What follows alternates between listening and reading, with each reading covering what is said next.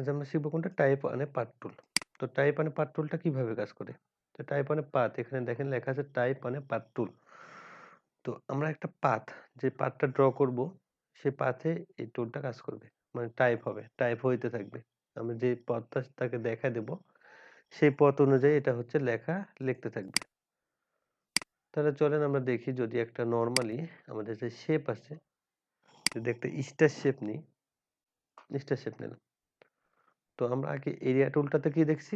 যে একটা star shape নিলে সেখানে এই পুরা এরিয়াটা জুড়ে স্টার এরিয়াটা জুড়ে সেই লেখাগুলা সব ভেতরটাতে সম্পূর্ণরূপে চলে আসে। ভেতর পার্টটা সবগুলো সম্পূর্ণরূপে চলে যায়। আর যদি আমরা টাইপ 1 এ পাথ অপশনটা দেখি, আমরা যদি ক্লিক করি পাথের উপর দেখেন, তাহলে কি হবে? বাইরের আউটলাইনটা। এর আগেরটা এরিয়া টাইপ টুলে কি হয়েছে? ভেতরের গুলো সম্পূর্ণ হয়েছে আর বাইরের আউটলাইনটা টাইপ 1 এ পাথের মাধ্যমে আমরা করতে পারছি। তার মানে কি? এটা একটা পাথ। পাথটা কোনগুলো? দেখেন সিঙ্গেল লাইন, এটা হচ্ছে একটা পাথ। যদি আমরা নরমালি একটা সিঙ্গেল লাইন ড্র করি এখানে ইলাস্ট্রেটরে, এখান থেকে এখান পর্যন্ত একটা সিঙ্গেল লাইন ড্র করলাম। একটা লাইন ট্রানজেকশন। এটা হচ্ছে একটা পাথ। আমরা যদি এই পাথে লেখা লিখতে থাকি, তাহলে দেখেন এই পাথ বরাবর লেখা কিন্তু আমাদের চলে গেছে অলরেডি। পাথ বরাবর লেখাটা শুরু হয়ে গেছে। হ্যাঁ, শুধু এটা না, আমরা যদি আরেকটা লাইন করি এখানে, এটা ক্রস করে কেটে দিলাম। এইভাবে লাইনটা নিয়ে একটা, তারপরে যদি এখানে টাইপ মানে পাথ অপশনটা সিলেক্ট করি, তাহলে কি লেখাটা এই বরাবর চলে গেছে। তার মানে কি? তার মানে হচ্ছে আপনারা এখানে যেই বরাবরই দিবেন না কেন, তাকে শুধু পথটা দেখায় দেয়া লাগবে। টাইপ 1 পাথকে পথটা দেখায় দেয়া লাগবে আপনি কোন বরাবর নিতে চাচ্ছেন। আমরা যদি এভাবে নিতে চাই, যে আমাদের এখানে আসবে, এই জায়গাতে আসবে, এখানে যাবে, দেন আবার এই পজিশনে আসবে। আপনি এটা দেখায় দিবেন সাপোজ, এই লেখাটা দেখায় দিবেন। আমরা যদি এখানে টাইপ মানে পাথটাতে ক্লিক করি এবং এই পাথে যদি ক্লিক করি, তাহলে দেখেন এরকম একটা এম শেপের মধ্যে এটা চলে গেছে। তারপর আমরা যদি এইভাবে ড্র করি, এটা ড্র করলাম। এখন যদি এটাতে দিয়ে দিই, দেখেন ক্রস হয়ে যায়। তো বুঝা গেছে টাইপ 1 এ পাথ কিভাবে কাজ করে? আমাদের শুধু পাথটা দেখায় দেয়া লাগবে।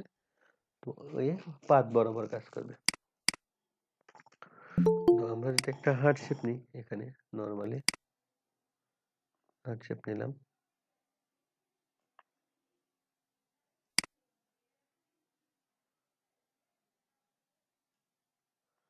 সরি।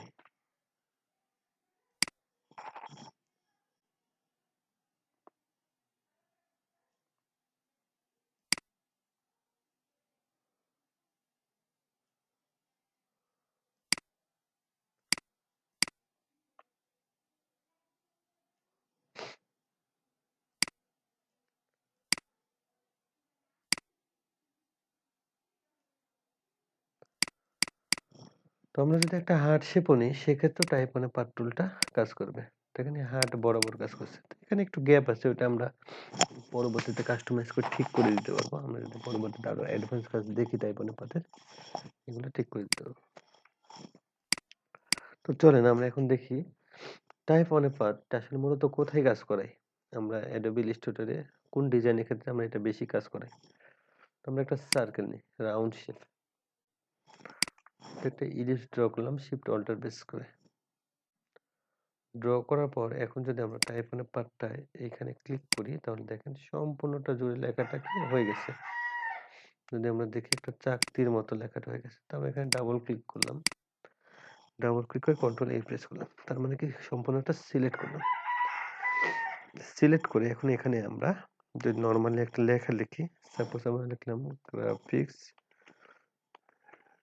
গ্রাফিক্স গ্লোবাল অনলাইন, এই কথাটা লিখলাম। তো দেখেন এই কথাটা লেখার পরে এটা কি হচ্ছে? একদম এখানে চলে এসছে। হ্যাঁ? গ্রাফিক্স গ্লোবাল অনলাইন হয়ে চলে এসছে। এইরকম লেখা আমরা অনলাইনে প্রচুর দেখি বা লোগোতে দেখি যেভাবে একটা রাউন্ড শেপের মধ্যে লেখা হয়ে আছে। ভাইয়া এটা একটু আরেকবার বুঝাবেন? কি বুঝাবো? ভাইয়া এই যে এটা ওই যে যেটা এখনো আছেন এটাতে এটা কি বুঝাবো? আমরা তো এখানে কিছু করি নাই এখনো। শুধু লিখছি। রুবেদ ভাই, একটা শেপ নিছি এখানে। ও ভাই, শেপ নিয়ে এখানে জাস্ট লিখছি। এটাই তো করছি শুধু। এখানে লিখছি। ফন্টে আমার কিবোর্ডে লিখছি গ্রাফিক্স গ্লোবাল অনলাইন এই কথাটাই লিখছি এখানে। বুঝতে পারছেন? কি বুঝতে পারছেন? হ্যাঁ ভাইয়া, হ্যাঁ। এই ভাইয়া কথাটাই লিখছি। বুঝছি, কিন্তু আমি যদি এটা লিখতে যাচ্ছি, কিন্তু আমার এই তো আমরা এখানে দেখি পয়েন্টার ২ টা আছে। এখানে ২ টা পয়েন্ট আছে। মানে ২ টা পয়েন্ট বলতে ২ টা হ্যান্ডেল আছে এবং এখানে একটা হ্যান্ডেল আছে। তো এইগুলোর অর্থটা কি? এই শেপে এগুলোর অর্থটা কি? তো হ্যান্ডেলের এই ১ম হ্যান্ডেলটা এখানে যেটা দেখছেন ফন্টের সাথে যেটা আছে এটা হচ্ছে ফার্স্ট হ্যান্ডেল। ফার্স্ট পার্ট আর এটা হচ্ছে ইন্ড হ্যান্ডেল। এটা শুরু হবে এবং এখানে শেষ হবে লেখাটা। আর এখানে যেটা দেখতেছি এটা হচ্ছে কি মিডল হ্যান্ডেল। তো এটা মধ্যবর্তী জায়গাটা নির্ধারণ করে দেবে। তো ঠিক আছে এটা আরো কাজ আছে। আমরা কাজটা পরবর্তীতে দেখব। তো এখানে দেখি আমাদের লেখাটা কত দূর হবে। এই সার্কেলে এটা একটা সার্কেল আমরা নিছি। এটা একটা পাথ নিছি। তো এই পাথে আমাদের লেখাটা কত দূর হবে আমরা এখানে নির্ধারণ করে দিতে পারবো। কিভাবে নির্ধারণ করব? আমরা জাস্ট এখানে টান দিই। হ্যান্ডেলটা যদি টান দিয়ে আনি, এইটা টান দিয়ে আনলেন। টান দিয়ে আনে এখানে পাটটা এই জায়গাতে নির্দেশ করে দিলাম। আর এইটা টান দিয়ে আনলাম। এটা টানলেই হবে। শুধুমাত্র নরমালি টেনে আনবো ড্র্যাগ করে তাহলে এটা হবে। তাহলে আমরা দেখি এটা এখানে শুরু হয়েছে এবং এখানে শেষ হবে। লেখাটা আমরা নির্ধারণ করে দিলাম কি ২ টা হ্যান্ডেল দ্বারা।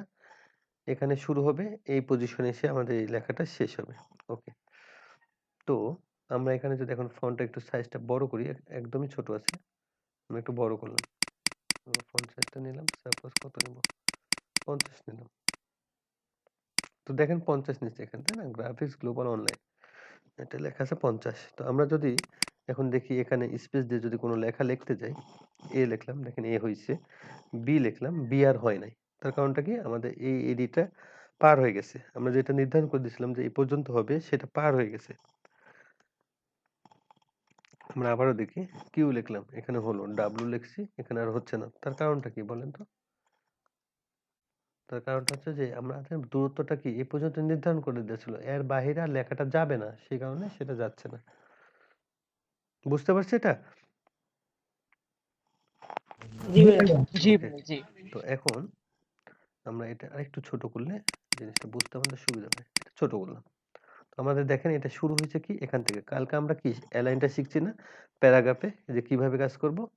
আমাদের এখানে দেখেন প্যারাগ্রাফে আছে কি অ্যালাইন লেফটে ক্লিক করা আছে। আমরা যদি এটা সেন্টার করি অ্যালাইন সেন্টার তাহলে দেখেন একদম মিডিলে চলে এসেছে। এই অবস্থান আর এই অবস্থানের মধ্যবর্তী জায়গাতে চলে এসেছে। তারপর যদি আমরা অ্যালাইন রাইটে করি তাহলে এই তো একদম রাইট থেকে শুরু হয়েছে। আমরা এটার মাধ্যমে কাজটা করতে পারবো যে আমরা কি করলাম? এটা এই পর্যন্ত দিয়ে দিলাম, তাই না? সেন্টার দিলাম। তো আমরা কালকে যেগুলো শিখছি যদি আরো কাজ করতে চাই এখানে প্যারাগ্রাফে ক্লিক করলাম। সাপোজ আমরা কি কাজ শিখছি এখানে? Justify online. আমরা যদি এটাতে ক্লিক করি তাহলে দেখেন এটা কি এখানে শুরু এবং শেষ এই পর্যায়ে সে এটাকে খুব সুন্দরভাবে ডিস্ট্রিবিউট করে দিয়ে দিচ্ছে। তারপর এখানে আরো কি আছে? এটা আছে, এগুলো আছে। ঠিক আছে। তো আমাদের ওটাতে কাজ নাই। জাস্টিফাই আমরা এখন দেখব না। এটা আমাদের এখানে কাজ। তো গ্রাফিক্স গ্লোবাল অনলাইন। এটা ফন্ট সাইজটা একটু বড় করে রাখলাম। এইটা গেল একটা নরমাল সেক্টর গেল, তাই না? আমরা এভাবে কাজটা দেখি অনলাইনে। তাহলে আমরা যদি এখানে একটা সাপোজ আরেকটা ইলিপস নিই, একদম মিডল থেকে যদি নিই, সেন্টার থেকে শিফট অল্টার প্রেস করে একটা ইলিপস নিয়ে নিলাম। ধরলাম। এবং এই ইলিপসটা স্ট্রোকে দিয়ে দিলাম। এখানে সাইজ দিয়ে দিলাম ৯ বা ১০ দিলাম। ওকে। আমরা এটা আরেকটা কপি করলাম। Edit, copy, edit, paste in front.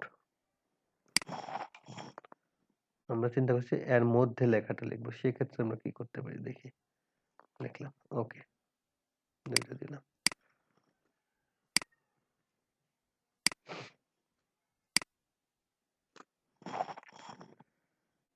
তো এখন এই পার্টটা এখন লক্ষ্য রাখবো আমরা। এটা একটা ইম্পর্টেন্ট, খুবই গুরুত্বপূর্ণ। তো আমরা এটা সিলেক্ট করলাম। দেখেন এই লেখাটাই শুধুমাত্র এই ফন্টটা সিলেক্ট করলাম। ফন্ট সিলেক্ট করার পরে আমরা এখানে টাইপ অপশন আছে মেনু বারে টাইপ। আবারও বলতেছি আমরা এটা সিলেক্ট করব, ফন্টটা সিলেক্ট করব, সিলেক্ট করার পর টাইপে ক্লিক করব। টাইপে যদি ক্লিক করি তাহলে এখানে অপশন পাবো type on a path. Type on a পাথে যদি মাউস পয়েন্টারটা ধরে রাখি তাহলে এখানে পেয়ে যাবো দেখেন type on a path option. তো আমরা টাইপ অন এ পাথ অপশনটাতে ক্লিক করব। টাইপ অন এ পাথ অপশনে ক্লিক করার পর দেখেন এইরকম একটা বক্স এসছে। আমরা বক্সটা মিডিলে দিই তাহলে বুঝতে সুবিধা হবে আমাদের। তো এখন দেখি আমরা এখানে কয়টা অপশন দেখতে পাচ্ছি, ইফেক্ট, অ্যালাইন টু পথ, স্পেসিং, ফ্লিপ, প্রিভিউ, ওকে, ক্যান্সেল। তো আমরা ইফেক্টে যদি রেইনবো থেকে স্কিউতে করি তো কোনো পরিবর্তন লক্ষ্য করা যাচ্ছে না, কোনো পরিবর্তন হয়নি। তার কারণটা কি, আমরা এখানে প্রিভিউতে ক্লিক করিনি। প্রিভিউয়ের কাজটা কি, প্রিভিউতে ক্লিক করলে আমরা হচ্ছে যে পরিবর্তনগুলো করব সেগুলো আমাদেরকে দেখা দেবে যে হ্যাঁ তুমি এখানে ক্লিক করলে এই অবস্থানে পরিবর্তন হবে। তো আমরা প্রিভিউতে ক্লিক করি তাহলে দেখেন স্কিউ করার জন্য এই লেখাটা ফন্টটা কেমন চেঞ্জ হয়েছে। তারপর 3D রিবনে যদি ক্লিক করি লেখাটা ঠিক এভাবে চেঞ্জ হবে। তারপর স্টেপ ইফেক্টটা হবে এভাবে। আর তারপরেরটা কি আছে, গ্র্যাভিটি। তো গ্র্যাভিটিটা এভাবে, আর রেইনবো সেম দুইটা। আচ্ছা, এটা আমরা দেখলাম হচ্ছে স্টাইল। তো আমরা ইফেক্টটা রেইনবোই রাখবো এখানে। তারপরেরটা দেবো অ্যালাইন টু পথ। অ্যালাইন টু পথে কি আছে, আমরা যদি অ্যাসেন্ডার দিই দেখেন এই যে লাইনটা আছে না, সার্কেল লাইন, রাউন্ড লাইনটার ভেতর দিকে চলে আসবে, গ্রাফিক্স গ্লোবাল লেখাটা ভেতর পার্টে চলে এসছে। আমরা যদি ডিসেন্ডার দিই তো দেখেন এটা হচ্ছে কি বাইরের পার্টে চলে গেছে। তারপরে আমরা যদি এটা দিয়ে সেন্টারে ক্লিক করি তাহলে দেখেন একদম সেন্টারের মধ্যে চলে এসছে। এবং এটা যদি বেজ লাইন দিই তাহলে কি এটা লাইনে চলে গেছে, বেজ লাইন এই লাইনে, এটা লাইনের উপরে চলে গেছে। তো আমরা এটা কি দেবো, সেন্টারে দেবো। ঠিক আছে, আমরা যখন এই ধরনের কাজ করব রাউন্ড শেপের কাজটা, তখন আমরা এই কাজটা করবো সেন্টারে দেবো, সেন্টার। তারপরে ওকে, আর কোনো কিছু চেঞ্জ করার দরকার নেই। ওকে, তাহলে এটা কি সেন্টারে চলে গেছে। তো আমরা সেন্টারে গেছে, এটা তাহলে আর একটু কমায় নেব যেহেতু সেন্টারে আছে। এই তো আর একটু মানে স্পেসিংটা, মূল কথা হচ্ছে দুইটার স্পেসিংটা সমান হবে। মধ্যে যে স্পেসিংটা আছে দুইটা, এই রাউন্ড শেপের দুইটার মধ্যে স্পেসিং সমান। তো গ্রাফিক্স গ্লোবাল অনলাইন ঠিক আছে, এটা এখানে থাকলো। তো আমরা এখন নিচ দিয়ে লিখতে চাচ্ছি আবারও, আমাদের ট্যাগ লাইন কিছু লিখতে চাচ্ছি এখানে, যে ট্যাগ লাইন থাকবে। তো আমরা এখানে সাপোজ এখানে কি করলাম, এডিট, এটা তারপরে কি করবো, ট্যাগ লাইন যদি লিখতে চাই আমরা যাব এডিটে যে copy, edit, paste in front. তাহলে এটা কি পেস্ট হয়ে গেল। তারপর যদি আমরা এটা দেখেন জাস্ট ঘুরায় দিই, এটা যদি রাউন্ড শেপটা যদি ঘুরায় দিই তাহলে ঘটনাটা কি দাঁড়াচ্ছে, এই তো ঘুরে দেওয়ার পর কি এটাই লেখা আছে, তাই না। আমরা লেখাটা চেঞ্জ করে দেবো, ট্যাগলাইন তো আর একই লেখা হবে না। আমরা সম্পূর্ণটা সিলেক্ট করে এখানে লিখলাম লার্ন, লার্ন, তারপর দিলাম এন্ড আর্ন, এটা দিলাম। আমাদের ট্যাগ লাইনটা হলো সাপোজ এটা, আমরা এন্ড কথাটাই লিখলাম, গোটাটাই না, হ্যাঁ সমস্যা কি, learn and earn, learn and earn. থেকে মনে ক্লাসে ঢুকতে পারছে না, পরে আসলে ঢোকাটাই স্বাভাবিক। লার্ন এন্ড আর্ন লিখলাম, তাই না। তো আমরা যদি এখানে ফন্ট চেঞ্জ করতে চাই আমরা ইচ্ছা করলে ফন্টও চেঞ্জ করতে পারবো।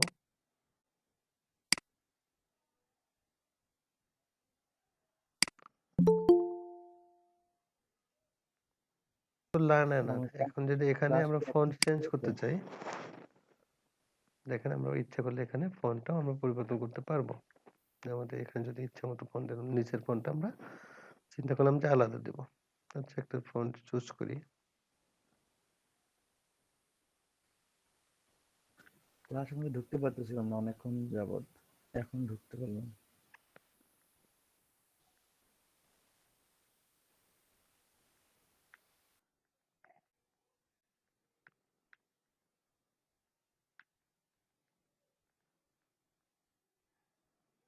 সেখানে কোন ফন্টটা দিয়ে যায়, এত ফন্ট খুঁজতে পারবো না, এটা দিয়ে দিলাম। ওকে, লার্ন এন্ড আর্ন দিলাম, ঠিক আছে। তো এটা দেখেন উল্টামুখী হয়েছে, লেখাটা সিধা নয়, গ্রাফিক্স গ্লোবাল। এটা আমরা সচরাচর কি দেখি, এখান থেকে শুরু হয়, তাই না? এই পাত দিয়ে হয় লেখাটা। তো কিন্তু লেখাটা উল্টা আছে, তাহলে এটা কিভাবে সিধা করব? তাহলে আবার এটা সিলেক্ট করবেন, জাস্ট এটাতে ক্লিক করবেন। অবজেক্টে যাব, সরি অবজেক্ট না, টাইপে ক্লিক করব। টাইপে যাওয়ার পর টাইপ মানে পাথ, তারপর কোথায় টাইপ মানে পাথ অপশন। তো এই অপশনটাতে ক্লিক করলে আমরা এখানে কি দেখতে পাবো? আমরা আবারও প্রিভিউতে ক্লিক করে রাখবো। তো এখানে দেখেন ফ্লিপ অপশন আছে, আমরা যদি ফ্লিপে ক্লিক করি তাহলে দেখেন এটা সুন্দর মজার মতো এটা কি ঘুরে গেল। তারপর ওকে প্রেস করব, তাহলে কি এটা একই লাইনে হয়ে গেল। এখন আমরা এখানে আরো কিছু অ্যাড করে দিতে পারি ইচ্ছে করলে। এটাতে একটা স্টার নিলাম,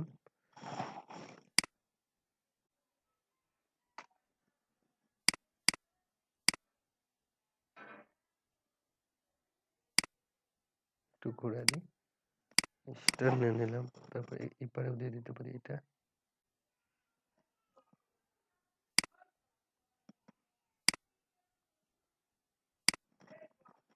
তো এইরকম লোগো তো আমরা অনেক দেখতে পাই অনলাইনে।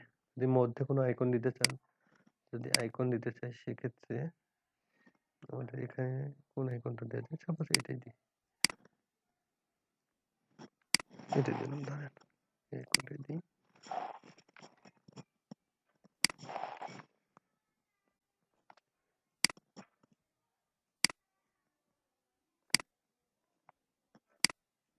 ধরলাম মধ্যে এই আইকনটা আছে। কালারটা তাহলে এই একই রকম কালারটা দিলে বেশি ভালো লাগবে। কালারটা এটা দিয়ে দিলাম। এখানে কালারটা কি দিতে পারি? কালার দিলে ভালো লাগবে কি? ভালো লাগবে, আচ্ছা ভালো লাগবে। স্টারের কালারটা চেঞ্জ করে দিই শুধুমাত্র এখানে। স্টারের কালারটা এখানে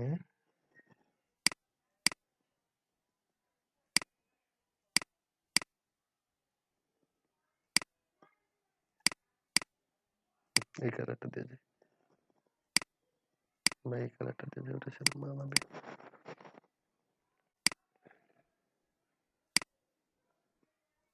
এটাতে আমরা এই কালার ইউজ করলাম, এবং এটাতে যদি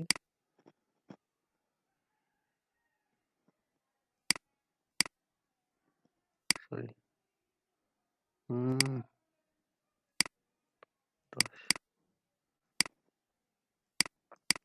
দেখেন একটা সুন্দর লগোর মতো হয়ে গেছে আমাদের এটা। কি সুন্দর লগো হয়েছে না? আমরা যদি এটা গ্রুপ করে দিই, সবকিছু দিয়ে কন্ট্রোল জি প্রেস করে গ্রুপ করে দিই, এটা একটা সুন্দর গ্রুপে চলে গেল। কি হয়েছে? তাহলে আমরা কি করতে পারি এখানে? জাস্ট আমাদের কাজ যখন শেষ হয়ে যাবে, ফন্ট সিলেক্ট সবকিছু মানে ফন্ট সিলেক্টটা হয়ে যাবে, বা আমাদের হ্যাঁ এই অ্যাঙ্গেলে থাকবে, বা রাউন্ড শেপটা আর কমবে না, ছোট হবে না। যদি এটা ঠিক হয়ে যায় তারপর আমরা কি করব? এই ফন্টের উপর সিলেক্ট করব, মানে ফন্টের উপর ক্লিকটা করে রাইট বাটনে ক্লিক করব, দেন ক্রিয়েট আউটলাইনস এই অপশনটাতে ক্লিক করব। দেখেন এটাতে আর কোনো কিছু থাকলো না, এটা তো সেম। এখন যদি এটাতে ক্লিক করি, রাইট বাটন ক্লিক করে ক্রিয়েট আউটলাইনস, তাহলে দেখেন দুইটা ফন্টে আমরা যদি এখন ক্লিক করি, তাহলে আমাদের কই যে রাউন্ড শেপটা দেখতেছিলাম ওই রাউন্ড শেপ বলে আর কোনো কিছু নাই, শুধু ফন্ট আছে। তো এই ফন্টে এখন আপনারা গ্রেডিয়েন্ট কালার যে কোনো কিছু ইউজ করতে পারবেন, তো আগেরটাতে গ্রেডিয়েন্ট ইউজ করতে পারতেন না। তো এটাই হচ্ছে আমাদের টাইপ অন এ পথ। টাইপ অন এ পথের মাধ্যমে আমরা বিভিন্ন রকম সুন্দর সুন্দর আইকন তৈরি করতে পারবো।